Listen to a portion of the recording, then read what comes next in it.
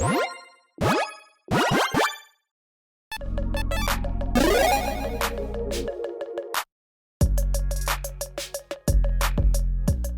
everyone, Mitch coming in for the Commander's Quarters temporary studio. Welcome to the show. A quick reminder that it is spoiler season, so make sure you blame Eddie in the comments below if I make any mistakes, and here we go. So we've got Jace the Perfected Mind, a legendary planeswalker, of course, named Jace.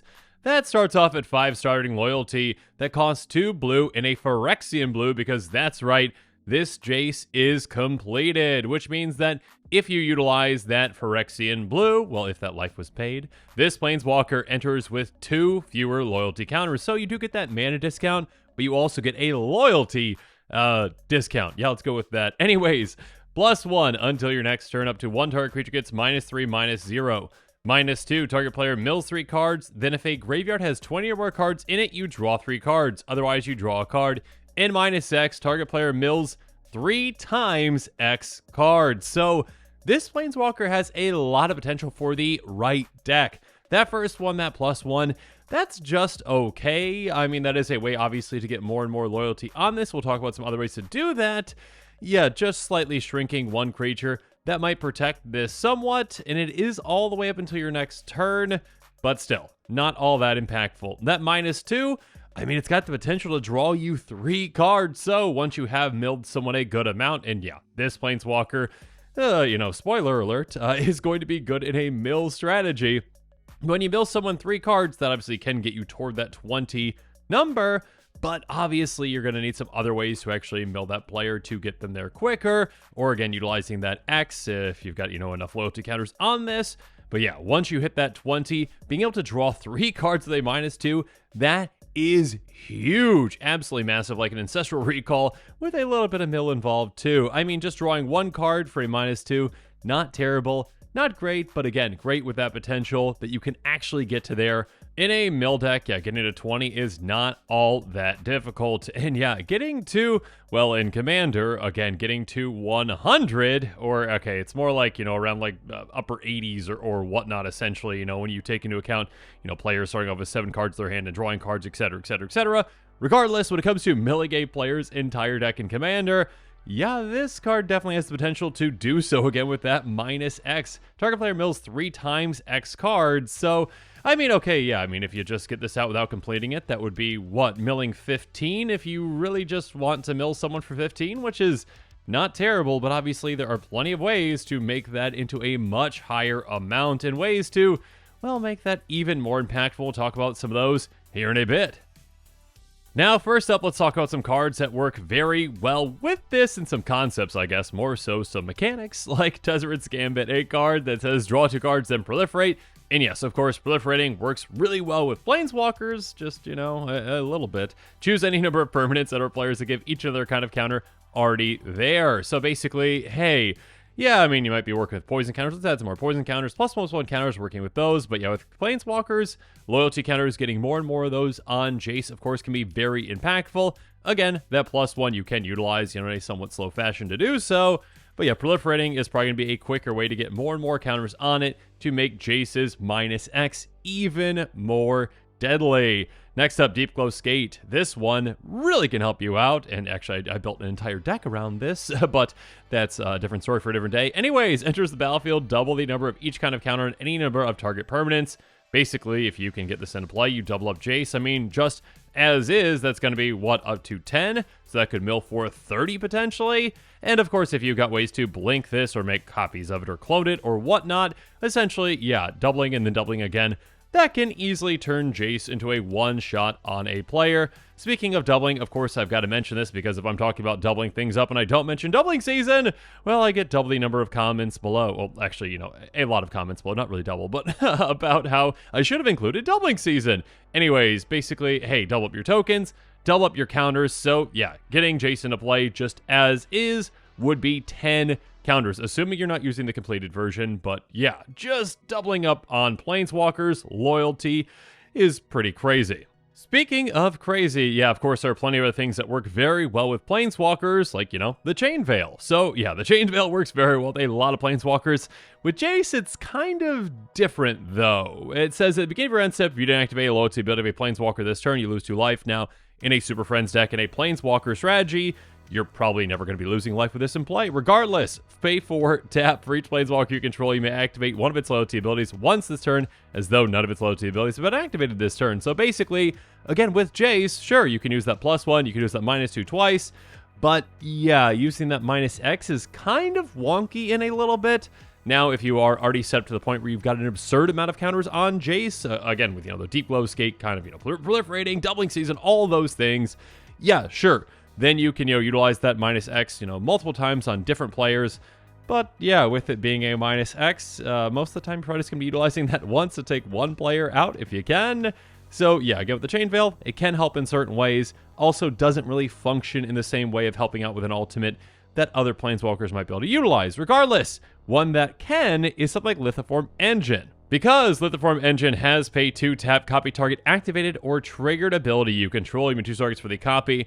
Yeah, you can double up on that activation, so just for an extra 2 mana, hey, I'm milling that player for, again, let's just say, I don't even know. Let's just say you mill the player for 90. I mean, it definitely is a possibility. But yeah, let's just double that up, and then we choose a new target. So yeah, let's mill another player for 90, and they're both gone. Speaking of milling players for a lot, yeah, Phyrexia can really help with that. Enchant player at the beginning of each end step, enchant player puts the top X cards of their library into their graveyard. Rex the number of cards from the graveyard from anywhere this turn. Basically, this doubles up your mill. And essentially, well, I should say on one player, but it doubles up your mill on that player, which, yeah, with this Jace, if they're milling, times 3, that X, it's basically a times 6 then, essentially, right? So if you milled someone for, again, let's say 5 into that X, that is 15. Well, then we multiply that by 2, that is 30, essentially, at the end of the turn that they have lost. And, of course, again, with all those other ways I talked about, already getting counters and doubling up, and yeah, there's just a lot of potential with that to be able to mill someone for a ton with that -X. Now, when it comes to commanders that might want to consider this Phyrexian Jace the Perfected Mind, the first one that came to my mind was Bruvak the Grandiloquent, a 1 for human advisor that says if an opponent would mill 1 or more cards, they mill twice that many cards instead. So, yeah, this is a mono blue commander, but one that doubles up on all kinds of mill. And there are already certain combos that work well with this.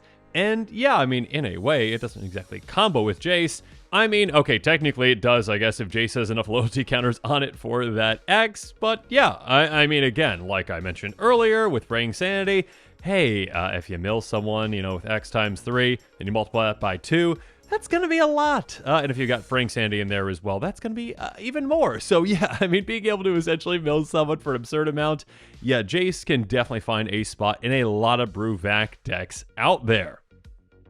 Moving on, how about Rolesque Apex Hybrid? Actually, this is the one that Eddie mentioned because Alec used to have a very powerful Rolesque deck. Anyways, 4/5 human mutant, flying and trample, enters the battlefield, get 2 counters onto the target creature you control.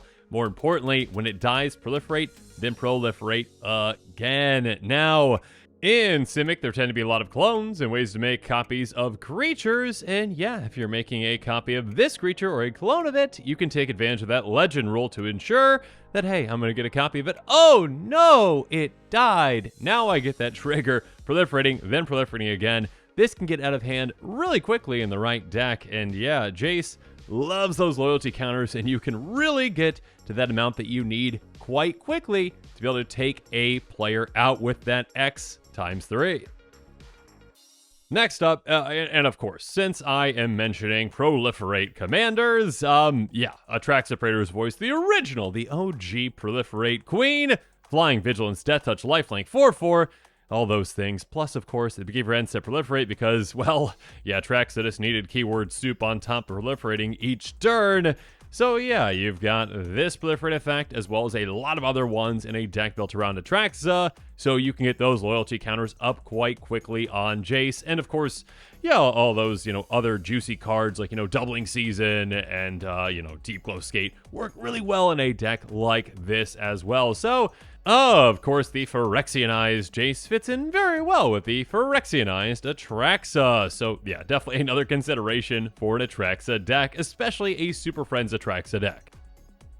Speaking of Super Friends, I do need to mention that, yeah, I mean, just for a generic Super Friends deck, maybe one that's built around something like Sisay with the Light Captain, which does get +1/+1 for each other color among, legendary permanent you control. Pay Wilberg, search live for a legendary permanent card, converted mana cost less than power, put it on the battlefield, then shuffle your library. So yeah, basically you can tutor out other legendaries, and yeah, Planeswalkers are legendary. So yeah, a lot of Super Friends decks out there are built around Sisay. There are some other, 5-color commanders as well, too, that I'm not going to mention here. But I do think, and I will say that this Jace, I mean, there are certain, Planeswalkers you're like, oh, that's a slam dunk for a Super Friends deck.